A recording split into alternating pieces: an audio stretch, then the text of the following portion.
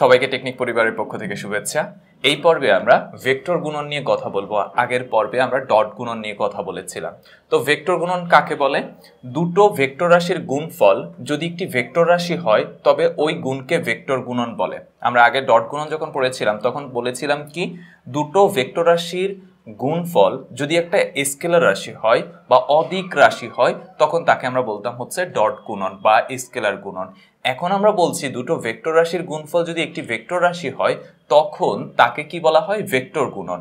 আর এরপরে এই ভেক্টর গুণফলের মান, ভেক্টর রাশি দুটির মান এবং তাদের মধ্যবর্তী কোণের সাইনের গুণফলের সমান। এই জিনিসটা কি বোঝানো হয়েছে খেয়াল করো। যদি আমি দুটো ভেক্টর বলি, একটা হচ্ছে এ ভেক্টর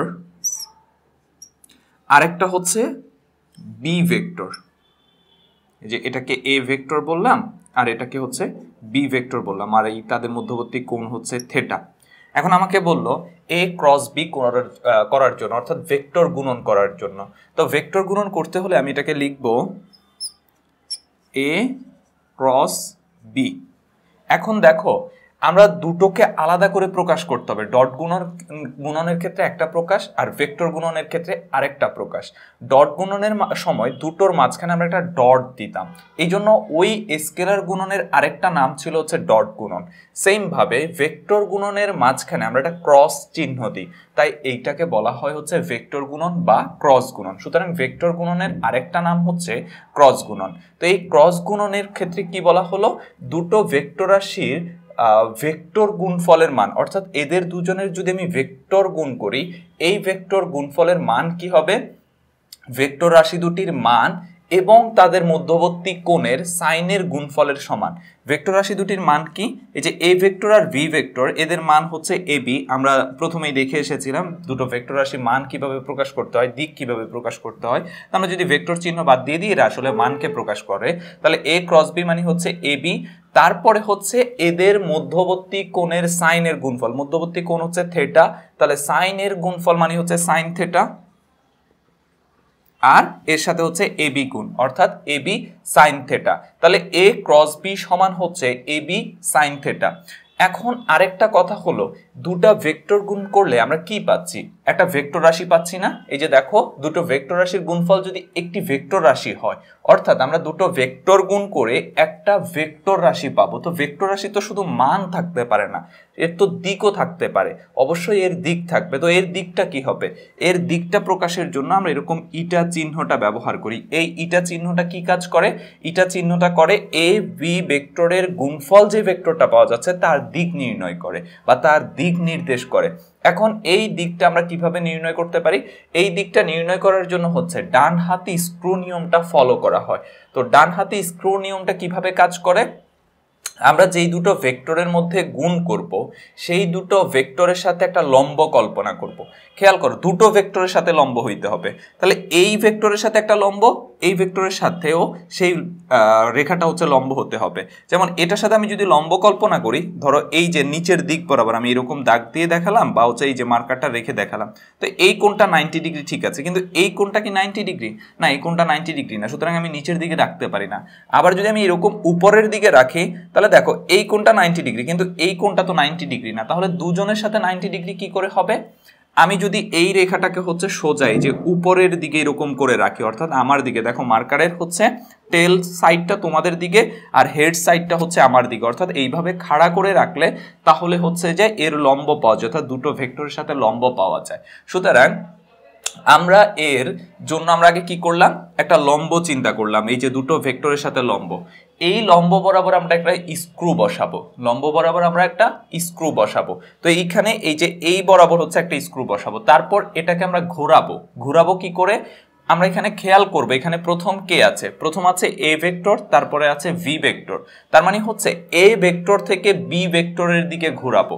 এখন দেখো, এ ভেক্টর থেকে বি ভেক্টরের দিকে ঘোরাতে হলে ওটাকে এই দিকে ঘোরাতে হবে।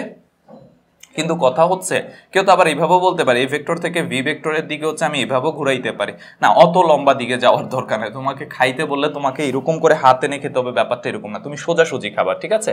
তো ছোট কোণে ঘোরাবো, ছোট কোণ যেই দিকটাতে পড়ে সেই দিকটাতে ঘোরাবো। তার মানে আমি স্ক্রুটাকে এইভাবে রাখবো আর এটাকে ঘোরাবো কোন দিক বরাবর? এই যে এই দিক বরাবর। এই দিক বরাবর, অর্থাৎ এরকম করে ঘোরাবো, যেটাকে আমরা অ্যান্টি ক্লকওয়াইজ বলি। তাহলে এ ভেক্টর থেকে বি ভেক্টরের দিকে একটা স্ক্রুকে যদি আমরা এরকম অ্যান্টি ক্লকওয়াইজ ঘুরাইতে থাকি, তাহলে স্ক্রুটা কোন দিকে আসবে? স্ক্রুটা দেখো এই দিক দিয়ে বের হয়ে আসবে। সুতরাং এ বি ভেক্টরের ক্রস গুণ করে যেই ভেক্টরটা পাওয়া যাবে সেই ভেক্টরের দিক হবে হচ্ছে এর সাথে লম্ব বরাবর এই দিকটাতে। তার মানে হচ্ছে এই যে এই ইটাটা কি করতেছে? এ বি ভেক্টরের ক্রস গুণফলের মানের দিক নির্দেশ করতেছে। সেই দিকটা কি হবে?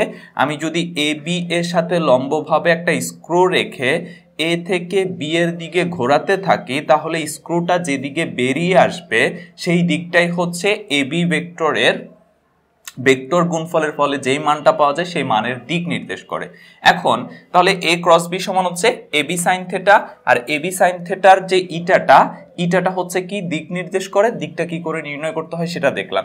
এখন কথা হচ্ছে এ বি ভেক্টরের পরিবর্তে যদি বি এ ভেক্টর থাকতো, বি এ ভেক্টর থাকলে বি ক্রস এ, আমরা দেখো ডট গুণনের ক্ষেত্রে এ ডট বি কে হচ্ছে বি ডট এ লিখতে পারতাম। কেন লিখতে পারতাম? কারণ ওই ক্ষেত্রে আমরা স্কেলার মান পাইতাম। স্কেলার মানে হচ্ছে দিক থাকে না। সুতরাং এ ডট বি যে কথা, বি ডট এ একই কথাই নির্দেশ করে। কিন্তু এ ক্রস বি যে কথা নির্দেশ করে, বি ক্রস এ সে কথা নির্দেশ করে না। কারণ এ ক্রস বি এর যেদিকে দিক, বি ক্রস এ এর দিকটা সেদিকে না। তাহলে এ ক্রস বি আর বি ক্রস এ দিক সমান না। তাহলে এ ক্রস বি সমান এ বি সাইন থেটা। তাহলে বি ক্রস এ কি হবে? ওই যে এ আর বি এর মান। এখন বি এ লেখা যে কথা, এ বি লেখাও একই কথা, কারণ তারা মান নির্দেশ করতেছে। মানের ক্ষেত্রে আগে পরে কোনো ফ্যাক্ট না। তাহলে আমরা এ বি ক্রস এ কেও লিখতে পারি এ বি সাইন থেটা। কিন্তু এর দিক কি হবে? এখন দেখো আবার সেম ভাবে আমরা লম্ব ভাবে হচ্ছে স্ক্রুটাকে বসালাম। এখন কোন দিকে? আগে কোন ভেক্টর আছে? B vector. তাহলে বি ভেক্টর থেকে আমরা ঘোরাবো কার দিকে? এ এর দিকে। তাহলে এটা হচ্ছে বি ভেক্টর, ঘোরাতে হবে এখন এই দিকে। তখন আমি যদি স্ক্রুটাকে এই দিকে ঘুরাইতে থাকি, অর্থাৎ ক্লকওয়াইজ ঘুরাইতে থাকি, তাহলে স্ক্রুটা কোন দিকে যাবে? স্ক্রুটা ভেতরের দিকে প্রবেশ করবে। সুতরাং হচ্ছে এটা ভেতরের দিকে লম্ব হবে, অর্থাৎ তোমাদের দিকে হচ্ছে এটা লম্বটা হবে। তার মানে এর দিকটা হচ্ছে কোন দিকে হবে? এর দিকটা হচ্ছে এই দুটা ভেক্টরের তলের সাথে হচ্ছে ভেতরের দিকে লম্ব হবে। তাহলে আমরা এ ক্রস বি আর বি ক্রস এ এর ক্ষেত্রে দিক কি করে নির্ণয় করতে হয় সেটা বুঝতে পারতেছি। এ ক্রস বি এর ক্ষেত্রে এ থেকে বি এর দিকে ঘোরালাম, যেটা হচ্ছে অ্যান্টি ক্লকওয়াইজ। বি ক্রস এ এর দিকে স্ক্রুটাকে কোন দিকে ঘোরালাম? ক্লকওয়াইজ, অর্থাৎ বি থেকে এ এর দিকে। তার মানে প্রথমে যে ভেক্টরটা থাকবে সেই ভেক্টরটা থেকে দ্বিতীয় ভেক্টরের দিকে আমরা স্ক্রুটাকে ঘোরাবো। তাহলে আমরা ঘোরানোর ব্যাপারটাও বুঝলাম, দিক নির্ণয়ের ব্যাপারটাও বুঝলাম। এখন খেয়াল করো, এ ক্রস বি আর বি ক্রস বি দুটার ক্ষেত্রে কি মান সেম না? দুইটার ক্ষেত্রে মান সেম। তাহলে আমরা তো এটা লিখতেই পারি এ ক্রস বি যেটা মান পাবো, বি ক্রস এ এর মানও ঠিক তাই পাবো। কিন্তু একটার দিক তো আর একটার বিপরীত হবে, অর্থাৎ এ বি ভেক্টর দেখো এই দিকটাতে দিক হয়েছে, কিন্তু বি ক্রস এর দিকটা কোন দিকে হয়েছে? ভেতরের দিকে হয়েছে। তাহলে দিক একটা আরেকটার বিপরীত, তাহলে এই বিপরীত বুঝাবো হচ্ছে মাইনাস চিহ্ন দ্বারা।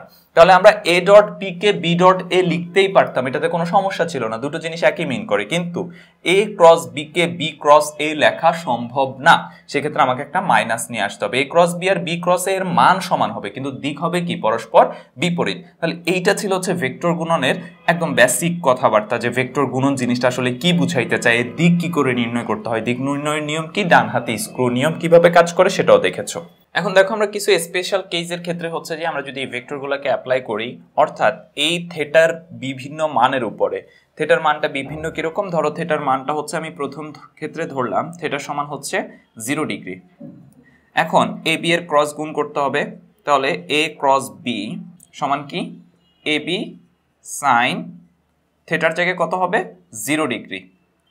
আর এখানে তো একক ভেক্টর থাকবে, একক ভেক্টরটা খুব ইম্পর্টেন্ট, যেহেতু ভেক্টর সুতরাং একক ভেক্টরটা অবশ্যই দিতে হবে, যেটা হচ্ছে দিক নির্দেশ করতেছে। তো এখন দেখো সাইন 0 ডিগ্রির মান কত? 0। তাহলে এ ক্রস বি এর মান কত আসতেছে? 0। তাহলে আমরা এটা খুব গুরুত্বপূর্ণ ডিসিশনে উপনীত হতে পারি, যদি দুটো ভেক্টরের ক্রস গুণফল 0 হয় সুতরাং তারা হচ্ছে কি বুঝাবে? তারা পরস্পর সমান্তরাল বুঝাবে। দেখো থেটার মান 0 মানে কি? থেটার মান 0 হচ্ছে এ বি একই রেখায় বা একই সমান্তরাল রেখায় অথবা একই রেখায় অবস্থান করতেছে।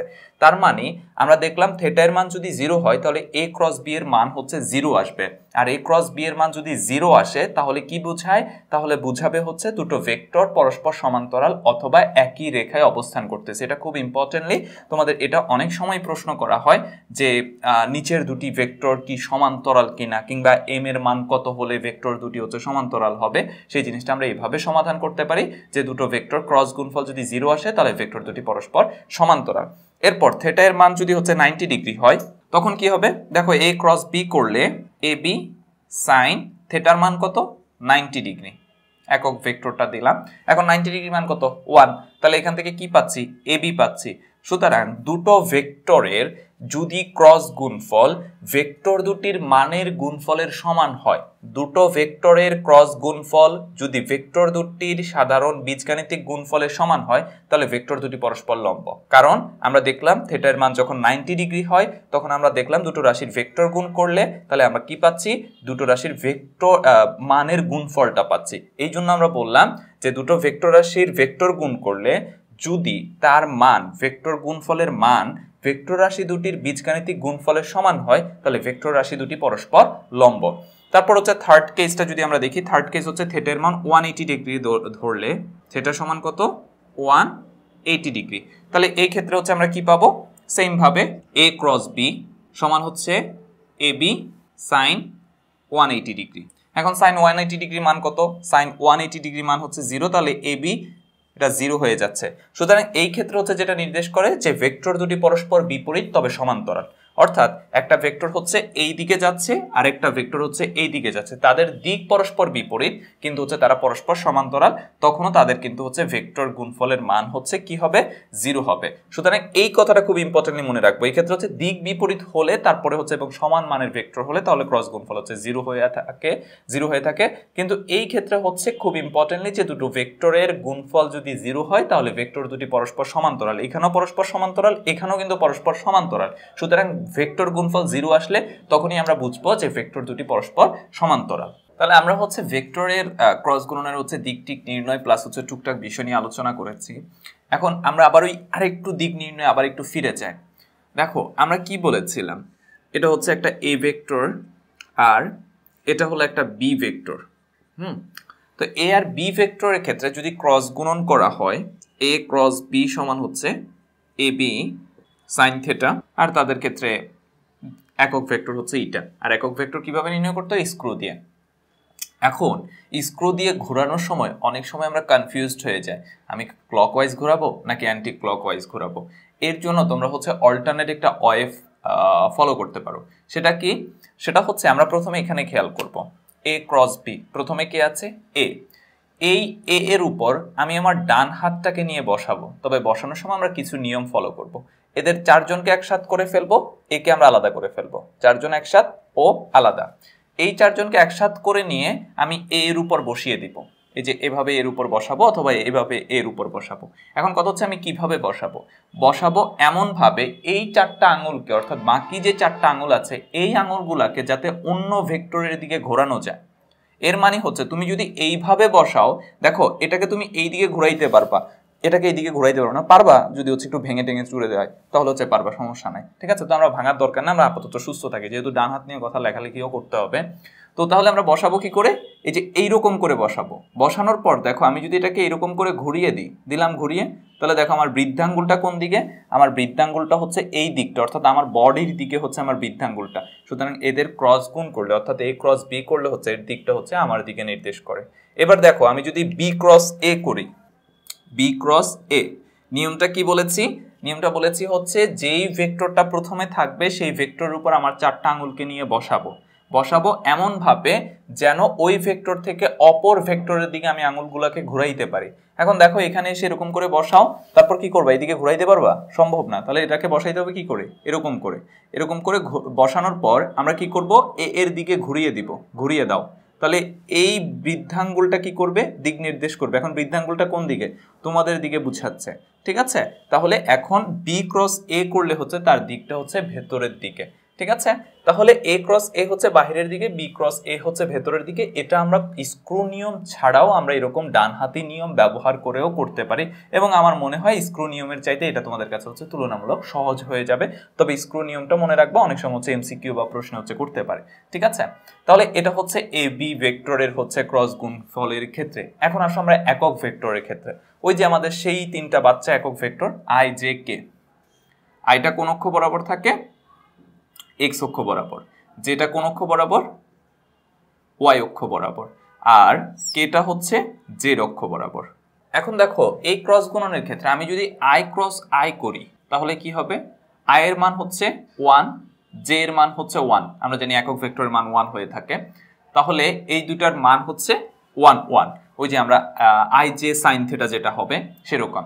তো 1 1 লিখলাম, আর হচ্ছে সাইন থিটা, থিটার মান কত হবে, থিটার মান হচ্ছে আই আর আই এর মধ্যবর্তী কোণ, আই আর আই হচ্ছে একই দিকে, সুতরাং তাদের মধ্যবর্তী কোণ কত, 0, তাহলে এখান থেকে কত পাবো, 0।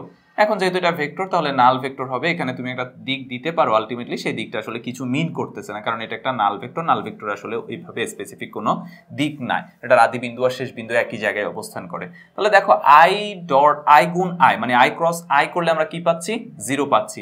সিমিলার ভাবে যদি আমরা জে ক্রস জে করি তাহলে কি পাওয়ার কথা, সেম নিয়ম, 0 পাওয়ার কথা। কে ক্রস কে করলে কি পাবো, 0 পাবো।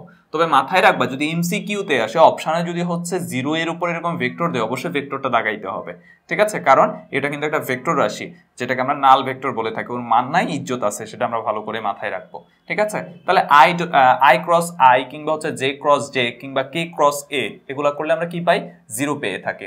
এরপর দেখো আমরা যদি হচ্ছে আই ক্রস জে আই না করে আই ক্রস জে করি, আই ক্রস জে, এখন কি হবে খেয়াল করো, এটা হচ্ছে আই, এটা হচ্ছে জে, তাহলে এটাকে আমরা ওই যে ক্রস গুণ করলে কি হবে, গুণফল তো হচ্ছে 1 হবে, এটা নিয়ে আমাদের কোনো কথাবার্তাই নাই, সেটা হচ্ছে গুণফল 1, আর হচ্ছে সাইন কত, সাইন হচ্ছে 90 ডিগ্রি, ঠিক আছে।